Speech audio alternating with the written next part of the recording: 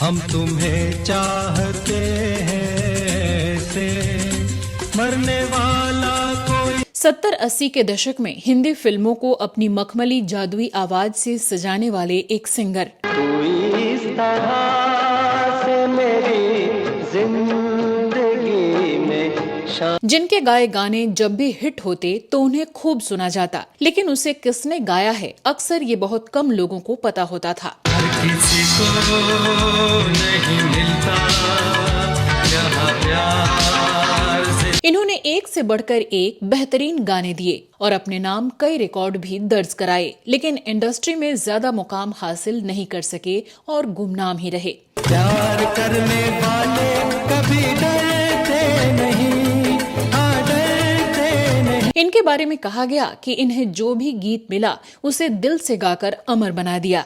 मेरे सीने में तेरा दिल धड़के, तेरे सीने में मेरा दिल। जी हाँ, हम बात कर रहे हैं कई कालजयी गीत गाने वाले महान सिंगर मनहर उदास की। तू कल बिछड़ जाएगा तो मैं क्या करूँगा, तो मुझको। आज हम अपने शो में बताएंगे कि कैसे एक इंजीनियरिंग का स्टूडेंट एक बेहतरीन सिंगर बन गया, तेरा नाम लिया, तुझे याद किया, तुझे याद किया, तेरा नाम लिया। और क्यों रफी साहब ने इन्हें अपने रिकॉर्डिंग की कोरस टीम से हटा दिया था, जिसके बाद इनकी किस्मत ही बदल गई। कल भी मन अकेला था, आज भी अकेला है। और कब मुकेश जी के कारण इन्हें अपने जीवन का पहला सोलो अमर गीत गाने का मौका मिला। आपसे हमको बिछड़े हुए और कैसे इनके एक फैसले के कारण इनकी आवाज हिंदी फिल्मों से अचानक गायब हो गई। बताएंगे इनके बारे में और भी बहुत कुछ, आप बने रहिए हमारे साथ।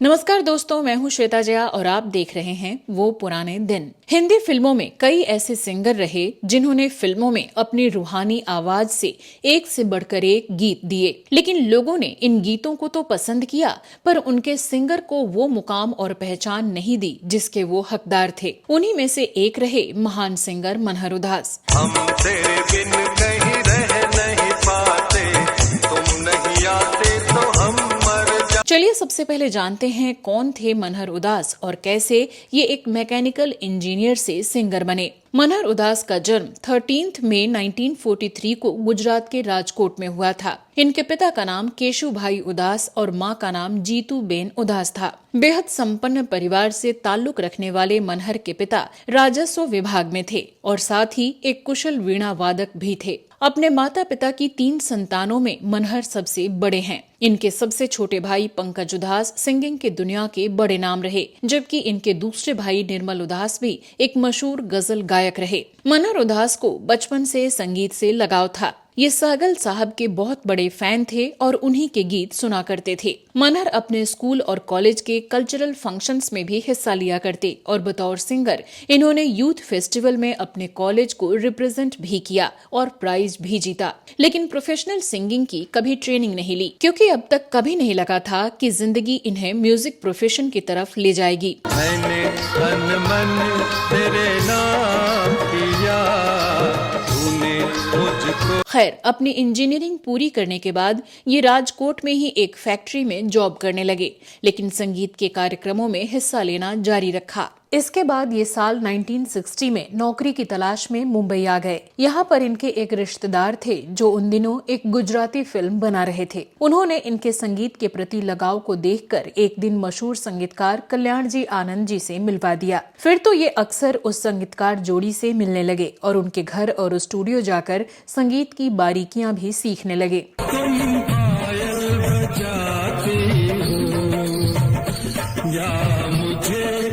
धीरे धीरे मनहर कल्याण जी आनंद जी के स्टूडियो में कोरस टीम का हिस्सा बन गए। कभी कभी कोई नई धुन बनती तो उसे चेक करने के लिए इनसे गवाकर भी देख लिया जाता। ऐसे ही साल 1969 में आई फिल्म राजा साहब के एक गाने की रिकॉर्डिंग होनी थी, जिसके संगीत निर्देशक कल्याण जी आनंद जी ही थे। एक दिन पहले उस संगीतकार जोड़ी ने मनहर से कहा कि देख लो, कल राजा साहब फिल्म के गाने की रिकॉर्डिंग होनी है, जिसके लिए रफी साहब स्टूडियो आएंगे। अगर तुम भी उस कोरस टीम में शामिल होना चाहो तो समय से आ जाना। प्यार करते हैं हम तुम्हें इतना। रफी साहब से मिलना उन दिनों किसी भी उभरते हुए सिंगर के लिए मानो खुदा से मिलने के बराबर होता था। तो मनहर मौके का फायदा उठाते हुए अगले दिन समय पर स्टूडियो पहुंच गए। रफी साहब पहुंचे तो इन्होंने उन्हें मन ही मन प्रणाम किया और थोड़ी देर बाद फिर गाने की शुरुआत हुई तो ये रफी साहब के ठीक पीछे कोरस की लाइन गाने लगे। तभी अचानक रफी साहब कल्याण जी के पास पहुंचे और उनके कानों में कुछ कहा। इसके ठीक बाद कल्याण जी ने कोरस टीम से इन्हें हटा दिया। फना के बाद भी मुझको सतारा। इन्होंने समझा कि मेरी आवाज शायद रफी साहब को बुरी लगी, इसलिए मुझे हटा दिया गया। इसके बाद ये वहीं बैठकर रिकॉर्डिंग खत्म होने का इंतजार करने लगे। रिकॉर्डिंग समाप्त हुई तो रफी साहब को छोड़ने कल्याण जी आनंद जी बाहर तक गए और वापस लौटे तो देखा कि मनहर बेहद उदास बैठे हुए हैं। निशान कब्र का मेरी मिटारा। कल्याण जी ने कहा कि अरे तुम इतने उदास क्यों हो, तुम्हारे लिए तो एक खुशखबरी है। मनहर ने आश्चर्य से पूछा कि ऐसा क्या है। इसके बाद जो जवाब मिला उसने मानो इनकी किस्मत बदल कर रख दी। खाली हाथ में क्या आता, इसलिए देर से आया हूँ झुमके कंग। कल्याण जी ने कहा कि पता है, तुम्हें रफी साहब ने इसलिए कोरस टीम से हटाया था क्योंकि उन्हें तुम्हारी आवाज बेहद पसंद आई। इसलिए उन्होंने कहा कि इससे कोरस मत गवाओ, बल्कि इसे एक पूरा अंतरा गाने को दो और फिल्म में उसे शामिल भी करो। ये बात सुनकर मानो मनहर की खुशी का ठिकाना न रहा और ये कल्याण जी आनंद जी के सीने से लग गए। इसके बाद रफी साहब के कारण राजा साहब फिल्म के इस गाने में एक अंतरा मनहर को भी दिया गया और इन्होंने उस अंतरे को बखूबी गाया भी।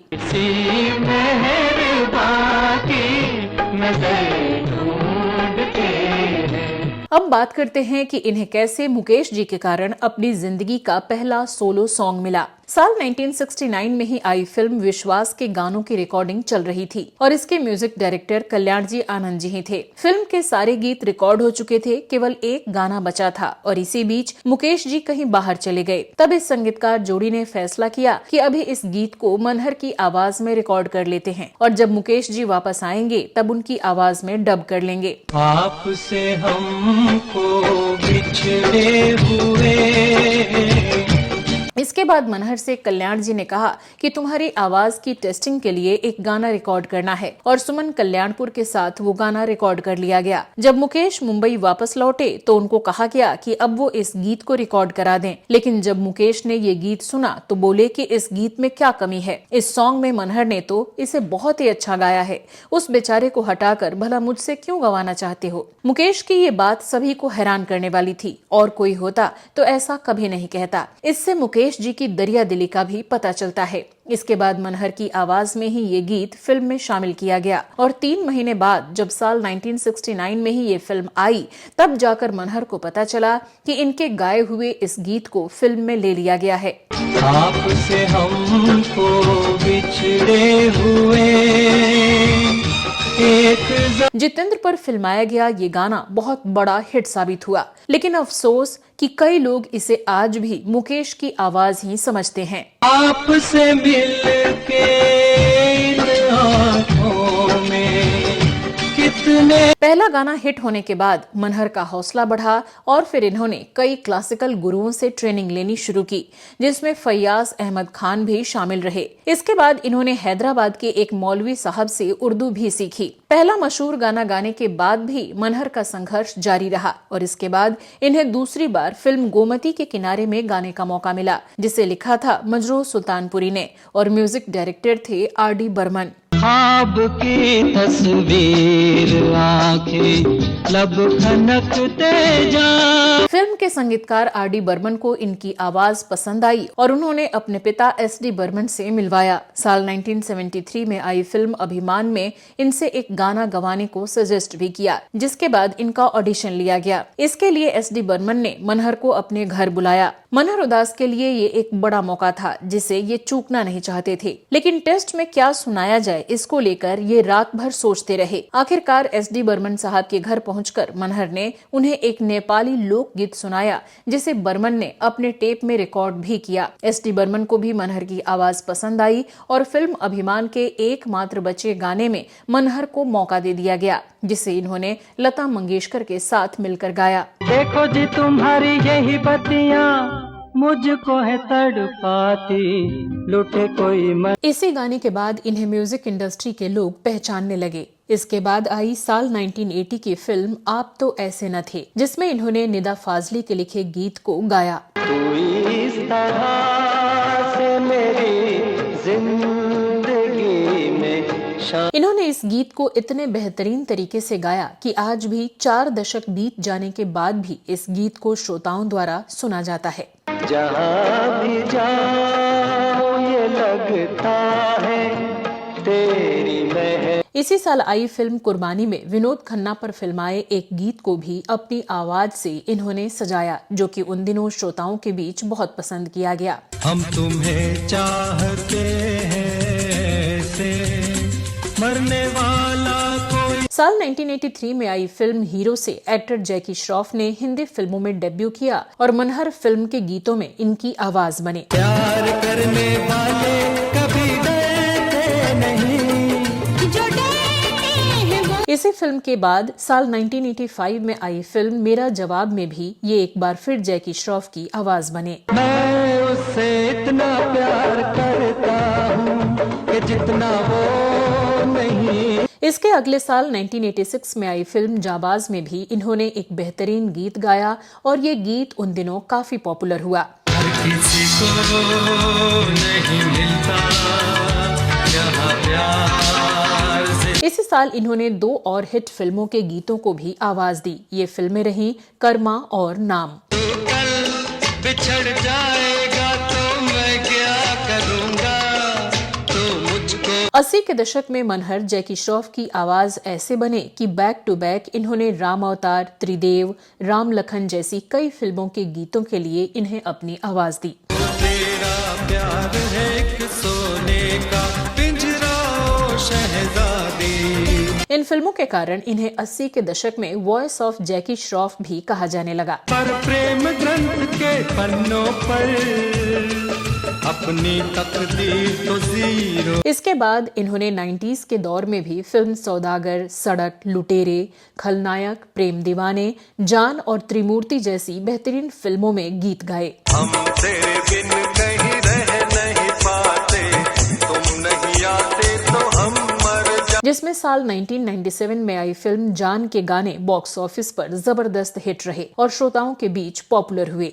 मेरे सीने में तेरा दिल धड़के, तेरे सीने में मेरा दिल। बात करें इनकी आखिरी हिंदी फिल्म की तो साल 1998 में आई फिल्म त्रिमूर्ति में इन्होंने आखिरी बार जैकी श्रॉफ के लिए गाना गाया। चोरी चोरी चुपके कहाँ भाग रहे हो तुम चुपके।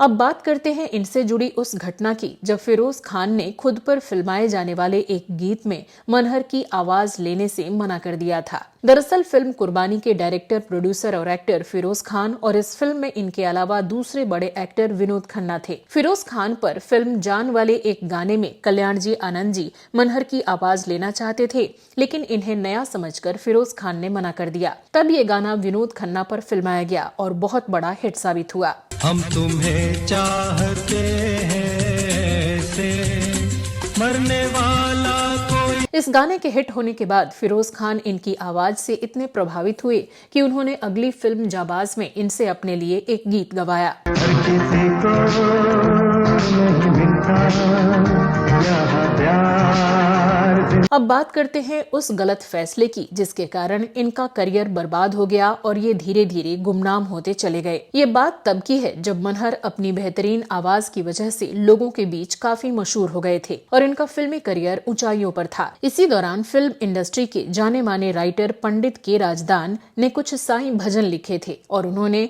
मनहर से कहा कि अगर आप इन्हें गाएं तो अच्छा रहेगा। इसके बाद मनहर की आवाज में रिकॉर्ड हुए इस एल्बम को साईं अर्पण नाम दिया गया। जग का रिश्ता कच्चा धागा, साईं का रिश्ता। ये एल्बम लोगों के बीच बेहद लोकप्रिय रहा और इसके बाद मनहर ने एक के बाद एक 30 से ज्यादा भजनों के एल्बम रिकॉर्ड किए और भजन गायकी में काफी कामयाब होने लगे।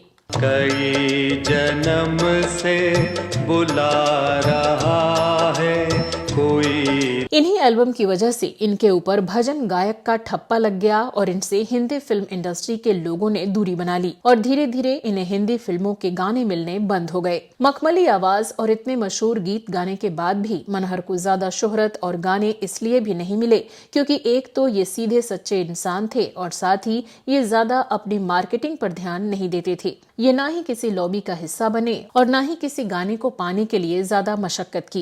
एक झोली में फूल भरे हैं, एक झोली में कांटे रे को। इसके अलावा ये ज्यादातर भजन, गजल, कैसेट और दुनिया भर में होने वाले शोज में बिजी रहते थे। फिल्मों में गाने को लेकर ये बहुत ज्यादा बेचैन भी नहीं रहे, इसलिए इन्होंने फिल्मों में ज्यादा गाने नहीं गाए। जितना भी गाया वो बेमिसाल और यादगार रहा।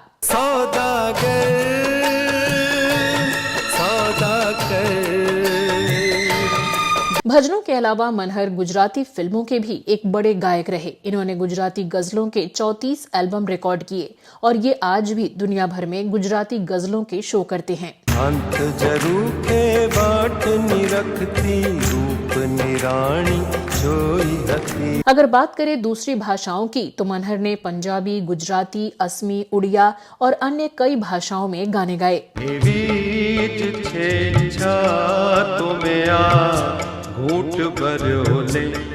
बेहद विनम्र और सरल स्वभाव वाले ये इंडस्ट्री की चकाचौंध से हमेशा दूर रहते। ये हमेशा एक साधारण इंसान की तरह पेश आते और मिलने वालों को भरपूर प्यार और सम्मान देते। अपने अब तक के करियर में इन्होंने 450 से ज्यादा हिंदी फिल्मों के गीतों को अपनी आवाज दी है। इनकी गायकी में अलग ही अपनापन झलकता है।